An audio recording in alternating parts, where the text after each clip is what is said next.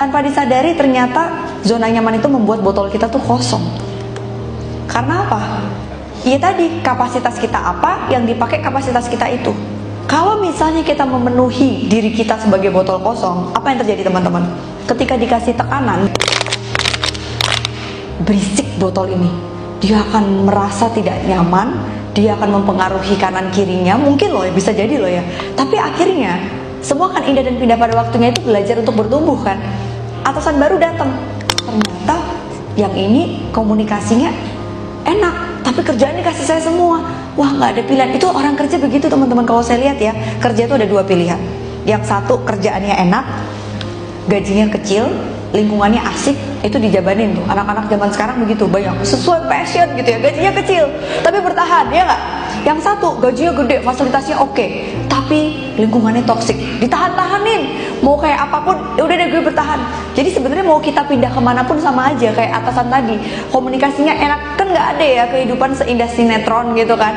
Jadi akhirnya bagi ini dipaksa mengisi botolnya. Mungkin pada saat itu gerundel misuh ya manusiawi ya.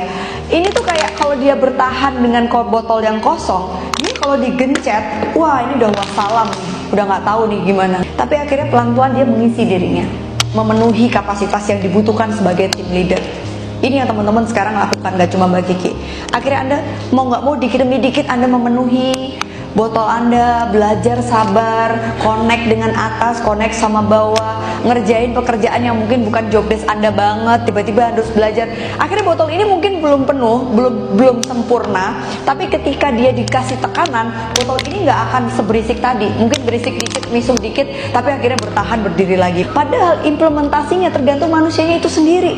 Karena akhirnya apa? Dibuat sistem sebagus apapun, orang-orangnya itu masih ada satu ego. Nah ini, jadi sekarang kalau kita lihat, itulah salah satunya kenapa hari ini kita perlu menemukan the meaning of kita kerja. Boleh tepuk tangan dulu dong. Kita kalau lihat teman-teman, pasti kita akan bertahan, oke, bertahan. Tapi kita juga membutuhkan penilaian. Untuk bisa dapat uang kan butuh ada penilaian. Untuk ibadah kita diterima apa enggak kan ada kualitasnya gitu kan. Akhirnya perlu kita naikin lagi nih, dimana kita perlu memberikan lebih secara emosional. Yang kalau yang di bawah itu untuk bertahan, yang kedua ini adalah untuk kita bisa punya satu loyalitas, untuk punya jabatan. Itu yang teman-teman pengenin kan, ada di dalam satu jabatan. Ketika jabatannya udah dapet nih, atau misalnya jabatan ini nggak bisa kita dapetin, ada transformasi diri lagi gitu.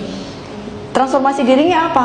Pada saat tadi teman-teman ternyata ketemu dengan atasan yang sulit, ada transformasi diri kita, belajar sesuatu, memaknai kenapa kita jadi pribadi yang nggak boleh kayak gitu.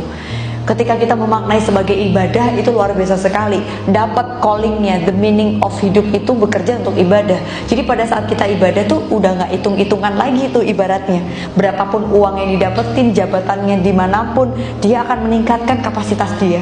Nah untuk mempertahankan di level yang paling atas itu teman-teman, itu kalau nggak kita tahu dulu basicnya, what to do-nya apa tiap hari kita bekerja, at least uang itu kita nggak tahu untuk apa, itu nggak akan bisa sampai ke yang atas.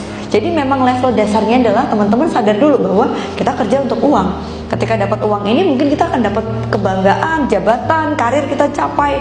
Tapi pada saat dua ini sesuatu yang nggak bisa kita kendalikan, bagaimana kita memaknainya?